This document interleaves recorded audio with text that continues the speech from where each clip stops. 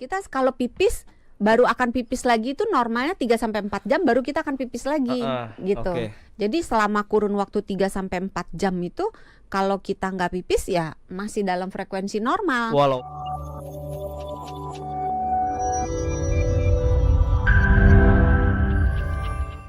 Kenapa? Ngerumpiin apa nih? Ngerumpiin sesuatu yang sering ditahan-tahan. Aduh, apa itu? Apalagi kalau Lapar. Oh bisa. Kalau lapar kan ditahan-tahan bisa bikin mah atau asam lambungnya naik. Ya. Nah yang kalau ditahan-tahan, efeknya nggak main-main ya. Ini sering ditahan kalau lagi di jalan, Dok. Iya. Apalagi kalau pas mau mudik. Di jalan tol. Itu ya karena susah untuk cari tempatnya. Apalagi kalau waktu saya kecil dulu pas upacara sih. Kalau upacara boleh kan pergi.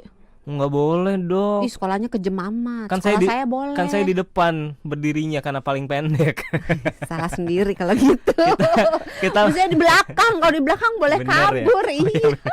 Ngajarinnya nggak bener nih, Dokter Santi. Kita mau membahas topik kali ini adalah soal gimana sih bahayanya menahan buang air kecil.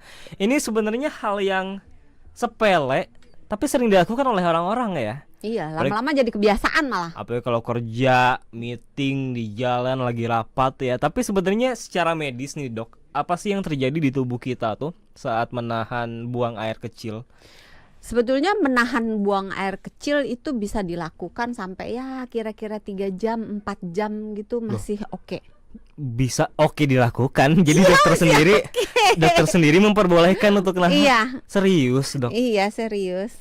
Oke.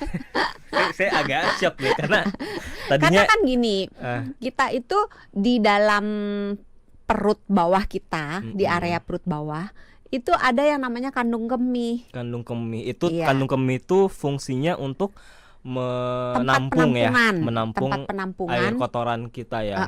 Jadi urin kita yang belum sempat atau belum bisa dikeluarkan ditampung di situ. Baik. Kapasitasnya beda-beda.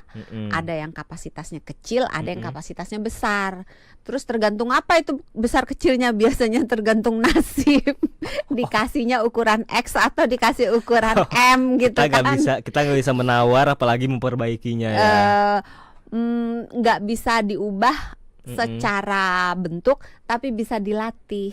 Untuk memperbanyak kapasitas kandung kemihnya gitu maksudnya. Untuk membuat supaya si kandung kemih itu nggak rewel, nggak minta dikeluarin, dan untuk melatih supaya kalau dikeluarin itu dikeluarinnya sebanyak mungkin. Karena semakin kita berumur, rasa untuk ingin berkemih dan rasa untuk tidak ingin berkemih itu menumpul. Jadi kayak misalnya, jadi maksudnya semakin tua semakin jarang untuk seseorang merasa mau berkemih. Gitu. Terus semakin si volume. Jadi kalau kita pipis, ada orang yang pipisnya habis semuanya keluar tuntas gitu. Ada yang orang tapi ada yang bersisa di dalam tempat penampungannya itu, di dalam kandung kemihnya masih bersisa sekian cc urin yang nggak dikeluarin gitu. Nah kalau sisanya banyak kan otomatis volume untuk menampung cairan berikutnya jadi turun kan. Kebayang nggak? Karena udah ada isinya gitu kan. Nah itu bisa dilatih supaya keluar semuanya. Nah pada saat kita menahan buang air kecil, apa yang terjadi di kandung kemihnya? Apakah memang kandung kemihnya tuh punya kayak semacam gerbang gitu yang bisa menahan atau bagaimana sih? Iya. Oh gitu. Iya. Tuhan itu begitu ajaibnya. Jadi setiap cairan itu masuk, kalau kita belum perintahkan untuk dikeluarkan, itu ada selapis otot yang kalau kita perintahkan untuk buka atau tahan gitu, dia bisa menahan. Dia bisa buka gitu. Itu atas namanya kendali selaput otot itu yang bertugas atas itu kendali kita. Jadi otot kita itu dibagi jadi 3 sebenarnya. Otot yang berjalan di luar kendali kita, misalnya otot saluran pencernaan gitu ya. Itu dia kita suruh nggak ada gunanya kan. Maksudnya coba suruh ususnya rada diem dikit, nggak bisa kan? Nggak bisa. Ya tetap aja kalau lagi mulus ya mulus aja gitu kan. Iya. Tapi ada juga otot yang bekerjanya itu berdasarkan perintah kita. Misalnya tangan kita perintahkan naik, digerakkan gitu kan, bisa gitu. Terus satu lagi otot yang khusus itu otot jantung.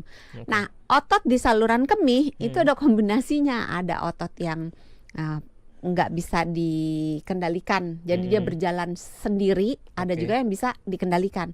Nah, fungsi yang bisa dikendalikan itu untuk membuat kita bisa menahan supaya kita nggak pipis sembarangan, supaya nggak bocor. Tadi kan kata dokter kombinasi, berarti ada kalanya yang di dalam yang nggak diatur, kan ada, jadi dia berlapis. Kan gitu. ada case juga orang-orang beberapa sebagian yang dia saking nggak bisa ditahannya tahu-tahu bocor keluar aja gitu, buang air kecilnya. Karena itu penyebabnya karena kombinasi itu tadi. Kalau itu bisa karena penyebabnya kontrol terhadap ototnya yang lemah, bisa juga isinya udah kebanyakan. Atau sarafnya mulai rusak. Atau alasan lainnya karena sakit, karena penyakit gitu ya. Alasan lainnya kapasitas kandung kemihnya juga tidak terlalu banyak mungkin ya. Iya, jadi misalnya kapasitasnya dia itu cuman 450 cc. Di isinya udah 450. Tapi kan cairan dari ginjal kan terus menerus keluar kan. Terbentuk terus urinnya. Jadi ya luber. Dan itu tadi kata dokter Santi bisa dilatih. Apanya yang bisa dilatih? Apa bisa dilatih untuk menahan lebih lama lagi? Apakah melatih kapasitasnya bisa ditingkatkan lagi atau bagaimana? Bisa semuanya.